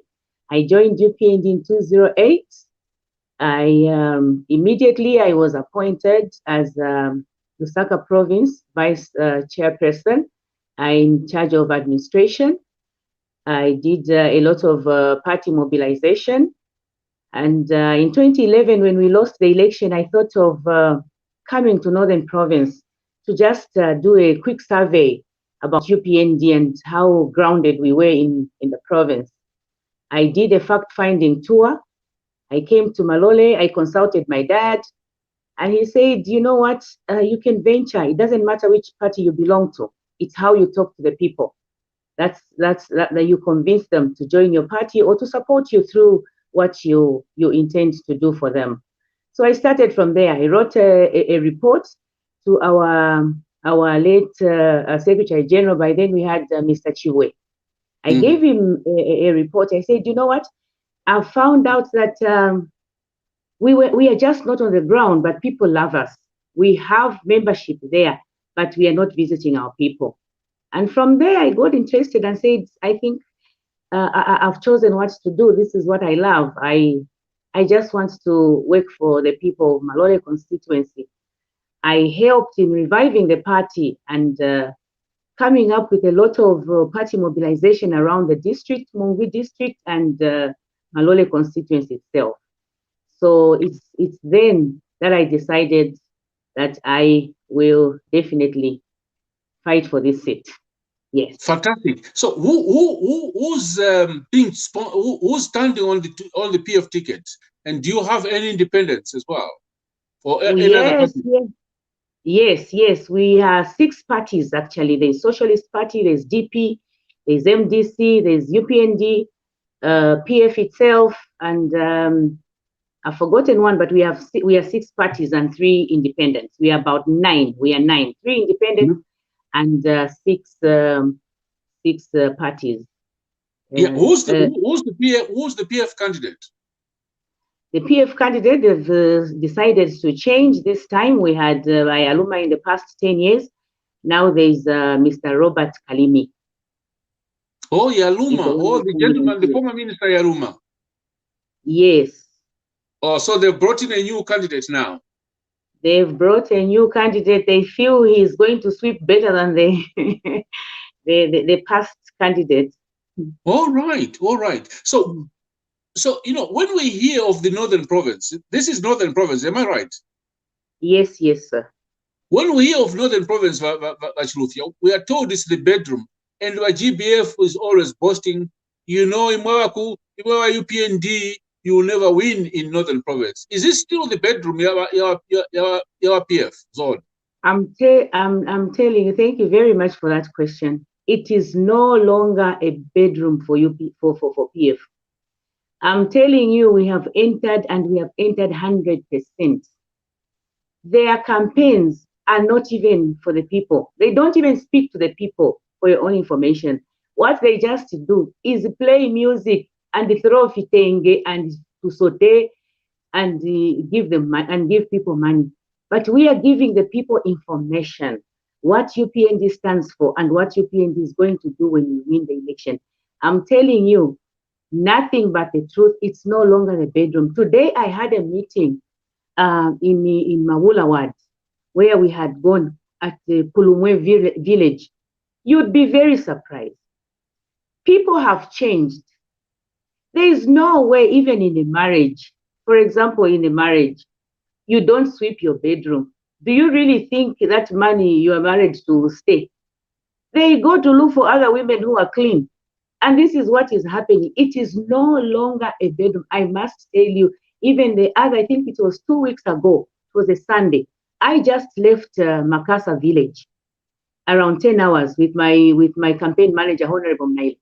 When we reached Kasama around 13 hours, the GBM tried to go to Makasa and land there. He was shocked what he found. He was very, very shocked. He flew again to Mumba in Chambeshi ward. He could not. When he came to Chifulo, where the boys were playing football, they could not allow him to land. They said he has not brought any football pitch or any airport here. He had to find a space near to a very pathetic clinic where he landed, and he was there for less than 20 minutes. Even the honorable himself, the aspiring candidate, was attacked by the villagers. They said, you have not brought anything here. What have you come here to do? It's no longer their bedroom, sir. It is no longer their bedroom. UPND this year is winning so many seats in Northern Province, if not all. But Rufia, the biggest issue which we hear from the Northern Province is this issue of tribalism. I know I haven't asked Simwanza, I haven't asked Msangu, that you cannot vote for a Tonga. What are the people in Malole saying? Because I remember Vayaluma saying those words. I remember people like Professor Luo saying, oh, that's a terrible tribal remarks. And when they hear Umwine wa Kisushi Chishimbaka, what do they think?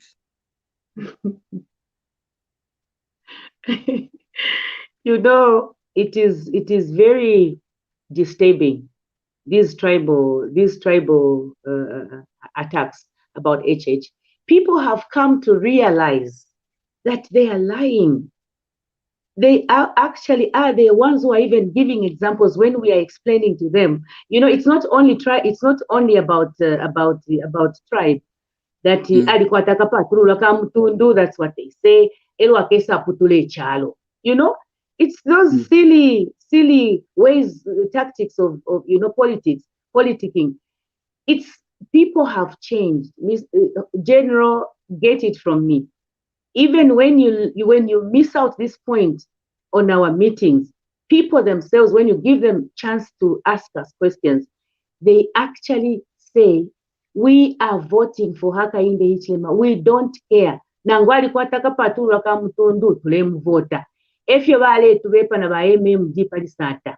Ati sataka lete Nkondo nga mwamusala. Olo naba nakashaba mabeya ya kulwa kesa abaputula. Can you imagine those lies? And people have realized that tulemu cherisha FHH. They say it themselves. If at all they believed their lie, we could have not been having. We are so welcome, General. Yesterday, I had a meeting in Mlema Sampa. They told us, when we were going, I was literally scared because nalibeshiwa bantu bakuchambeshi. You know, when they don't want you, they will tell you, they will express it.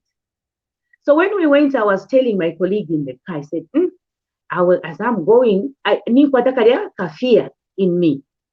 But when we reached, we were so welcome. And actually, the people said, if you were a PF,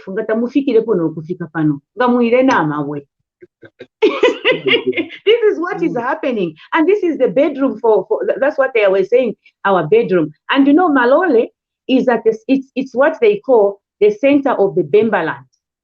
You see?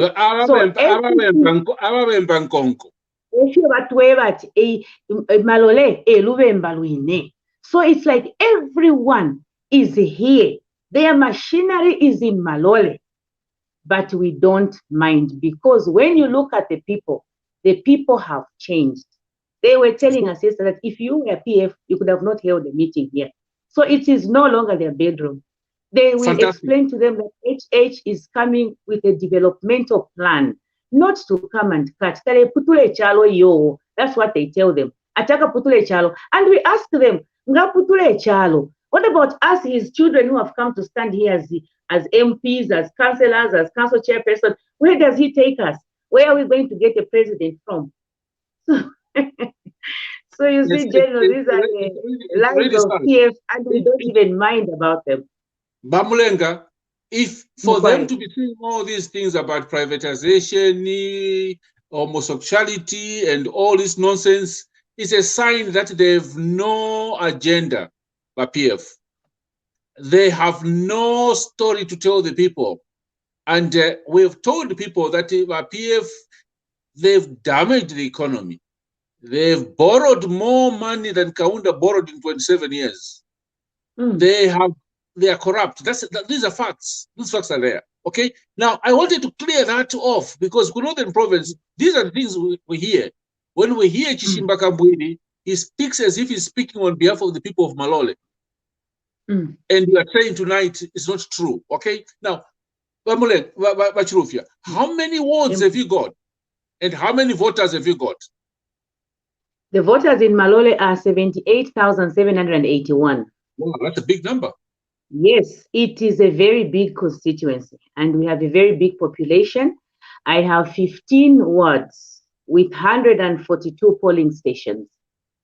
Wow, wow, wow. And in all these wards, what is the main business? What do all these people do in the 15 wards? You know, Malole is I can divide it in two. It's a very swampy place. In certain like in 6 wards, it's very swampy. So the main activity here is agriculture, maize farming and rice farming. Rice? Of which it has, yes. The rice that you see, that they call Kasama rice, comes from Malole. There is Chambeshi, there is Mfisha ward, and there is Kalungu ward, and part of Fube ward. They grow rice. And this rice, I'm telling you, it's not even tapped. People who come there because of the terrible road network, they can't bring that rice here in Kasama. You cannot bundle a 90 kg of rice on a bicycle. So you find that the few trucks that go there, they actually determine their prices. Yesterday, I was asking where I was. I asked one lady to say, how much do you sell the meda? They say 20 kwacha, because the people who come there are the ones who are determining the prices. A meda of what? Of rice?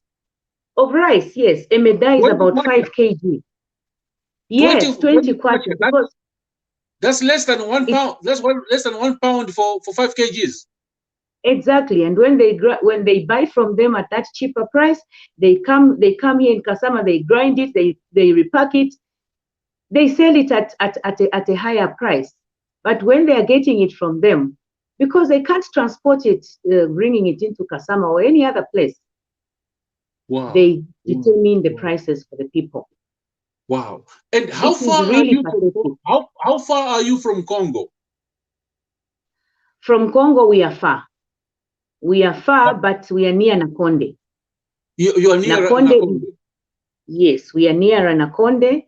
And you know, Malole is very vast. It borders Nakonde. It borders Senga Hill also, and Imbala. Okay. Senga Hill, that's where they produce beans, a lot of beans. A lot of beans, yes. Okay, so your market would be Tanzania.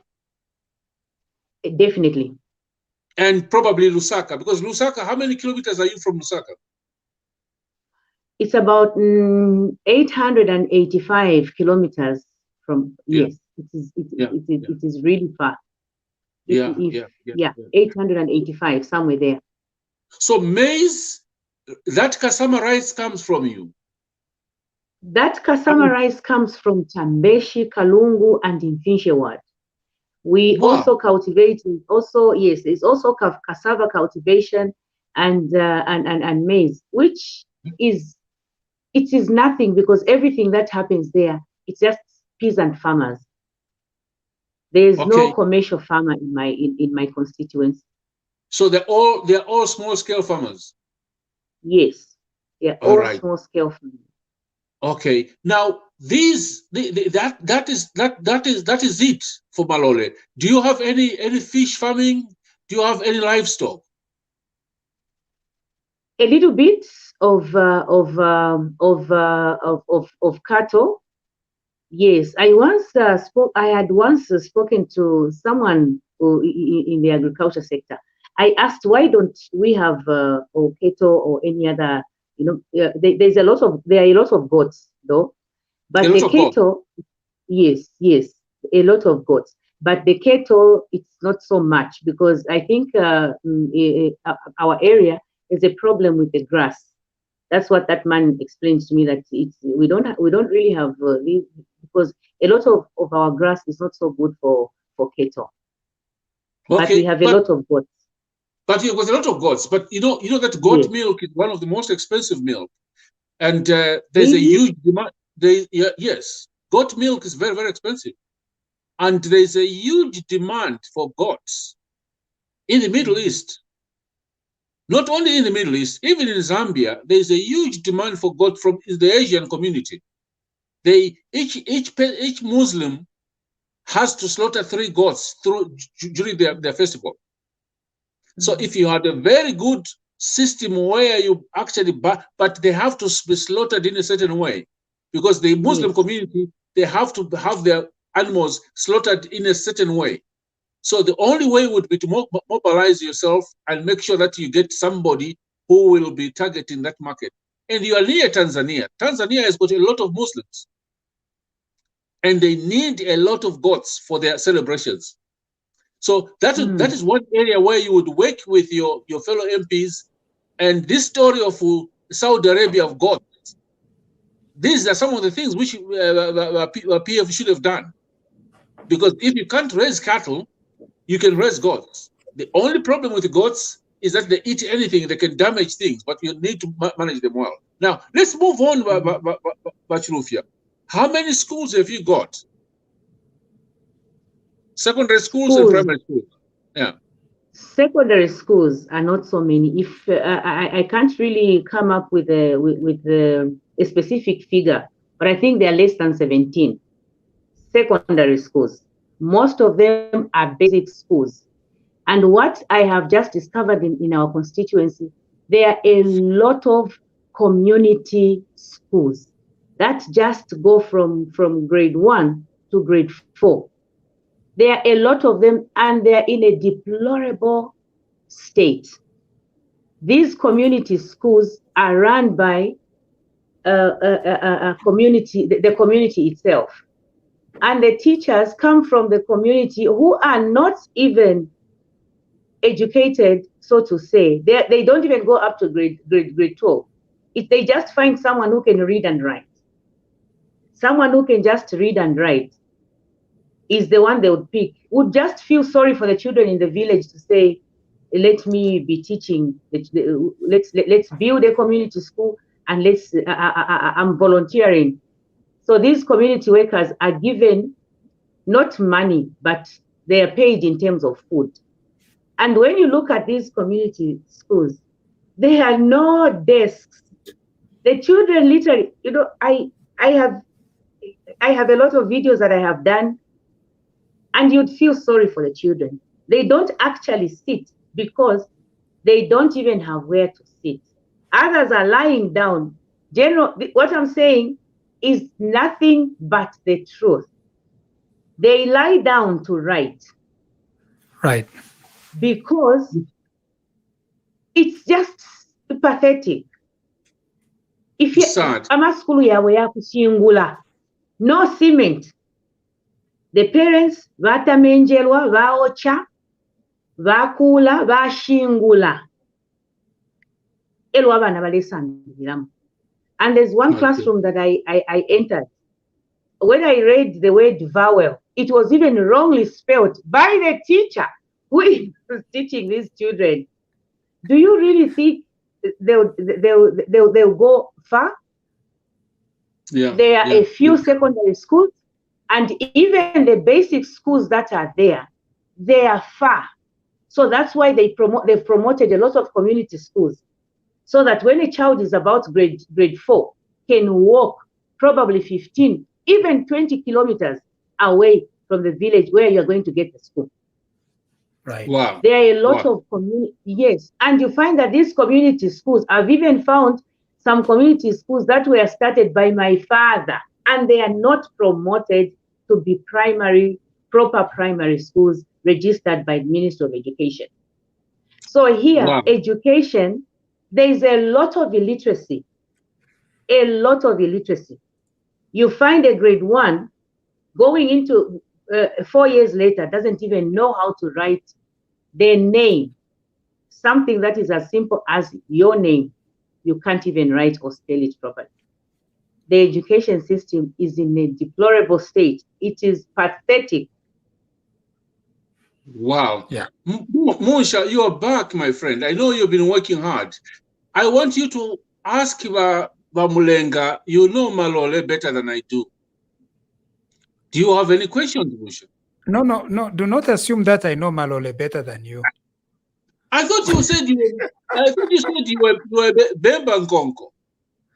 Awu mkwai ndi mwaushi nebo nami kane na general ndi mwaushi umilenge kwesu awu mani bachikonkolo twatotera pamulimo mulebo mboko kuntu. Just keep up the good work. We are cheering for you, and very soon, it's just in 2 weeks' time, you'll be Honorable Chikonkolo Mulenga. I receive in Jesus' name. Yeah, thank you so much. Now, we still have another question for you. The question of hospitals. Do you have full nice hospitals like what GBM boasts to say? People to hospitals. We've got doctors everywhere. That's what they tell people. What is the situation in your constituency? We only have one district hospital in Mungwi district, which is also not something to talk about. Everything they say is a lie. They are more community clinics. These are clinics that are built by the residents themselves. And they just have workers who are taught by, they'll just come and teach someone mumushi, and all these things. The only hospital that we have is Mungwi District Hospital. The other one that they have just built in Mfinshe Ward, Pamukukamfumu, the clinics that are there, you would be so shocked that you find in a ward, umuntu kwete fumo, a pregnant mother, and normal patients. I would say normal because they're not pregnant. In one ward. Oh dear. An expecting mother with other patients in one ward. There are no beds. There are no mattresses. Today, we had a meeting Chipasha, where we were, clinic yetu Atisanga, into yatampile wa Honorable Mnaile 206. It's not complete, but abantu balengera mu bapimi n'abantu abamafumo. It's not something, it's just pathetic. The clinics they talk about are not clinics at all. They even as a simple medication like Panadol, they can't give. In the village, you can imagine, you go to the hospital, they prescribe for you Coartem and say go and buy. This person you are sending to go and buy that medicine doesn't even have the money. Yeah. They have kept our people in so much poverty. There's just nothing that happens. There's so much poverty. Everything, starting from schools, the clinics, it's not something to talk about. Our road network is terrible. It's not something to talk about. I think we only have one, if Malole I can say 2 roads that are tarmac roads. One coming from Kasama, it goes straight to Isoka, the pontoon. And then the other one that comes from Kasama going to Mpulungu. The rest of the roads, I can't even call them feeder roads. Our campaigns are terrible. The roads we are driving in are just something else. They are not roads, they are paths. Okay. So even those clinics, they are not clinics to talk about. We are already receiving questions about your number. Yeah. Because we are already 5 minutes past the 2-hour mark. Yeah. It's been interesting. On Monday, General, we are going to have a 6 to 6 coverage on TV Bakwetu. 6 to 6. Yeah. 12 hours uninterrupted presentation. It's going to be great. Not Monday. Sorry. Sunday, not Monday. Sunday. Okay, so sorry about that. Sunday, 6 to 6 presentation. It's going to be awesome. And so we look forward to that. Bachikonkolo, bale ipusha ko namba mkwai. Ati bale foko mitumina ko kanono bamiafuirisheko. And I'll ask you the same question, Iwamulenga. Do you accept to give them to the public? Pardon? I can't get you. Do you give us the authority to give your number to the public, to our viewers? Definitely, General. I don't mind. Do you want to give them your number yourself? Yes. I don't. Please give them my number. Go ahead. Give us the number.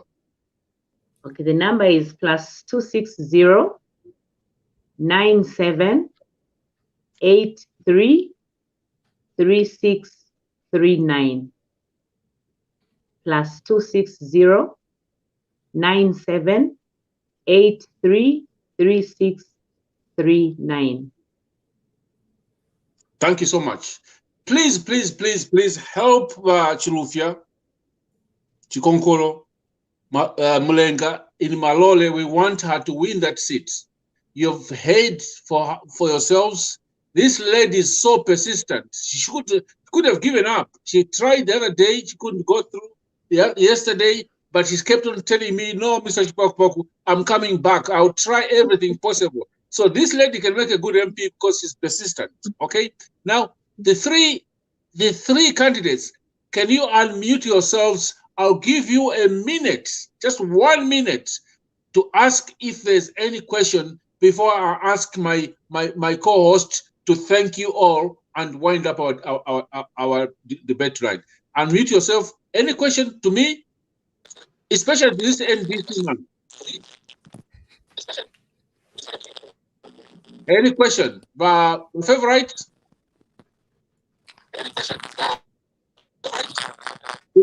If there's no question, do you have anything you want to add, my favorite? Unmute yourself, please. Unmute yourself, please. My battery is I think network. I think it is. All of you unmute yourself. Only the one who's speaking should unmute yourself. So everybody should be muted. Vamusangu. Any question or anything you want to add? Okay. I think we've lost. Yeah. I think we've lost. And so we've got to conclude. I think we've lost Simon. Okay. So thank you very much for joining us, Basimwanza. I was listening in. Thank you for the passion that you have for Nakonde and for our country. Keep up the good work. And as TV Bakwetu, we are very grateful that you could come and share with us your vision and your heart for Nakonde. Bachkonkolo twatotela mkwai twakunkula. Nakale bali koko kuntu fikende fye bwino. Bamusangu, I think Dimbi Bachilaland at the battery was quite low. Thank you very much, and we wish you all the best. It's only about 14 days remaining. God bless you so much. And thank you for honoring our invitation to come and appear on TV Bakwetu. We appreciate you a lot. We've got to go now, and we look forward to interviewing you after your victory. Yeah. Number General, I know that Basimwanza comes from a neighboring constituency. Na ine kumirenge, it's neighboring constituency. I think Naba Musanguna Vena, it's a neighboring constituency with a foreign country. Those people that some people are calling foreigners, Niba Bululu Shesu. Echo Basimwanza, I expect you okuya chita campaign na kumbeya kuine. Gabachita crossover on election day. Bakasala imwe. Mamona Basimwanza. Bantu ifute tuambi to discriminate against Abena Mwanga. So Abena Mwanga wa ku Tanzania. Nabo bene Zambia chalo chabo. So ngabachita crossover to come and vote. Baka votera imwe. Thank you so much. Thank you so much. Nakumirenge kuine. Kulia bamwaba ama voters abakafuma kwango malala nakuka kielo. All of you mweba ushi na imwe na balala na bambi na bena kabende babululu sheso gamwachita crossover mwika salaba PF yo nango bamiretera transport ya kumitwala so that you cross over the river. Vote for the correct party and President HH. Bushe Basimwanza na Lufianya mwawombe chiyene nganshi ine naliyana kale ninkwata kama villages ya Mongefi tuita kukapele. They know what the PF guys are funny and they think they are smarter, but me I'm a native here. I know this area better. So there's a village in Malole ward which is Kapele and Namuchinka. These villages are in Tanzania. When you go to Ibrahim, which is what the 5th ward, where I was a councillor, you find there's a village called Nkondo.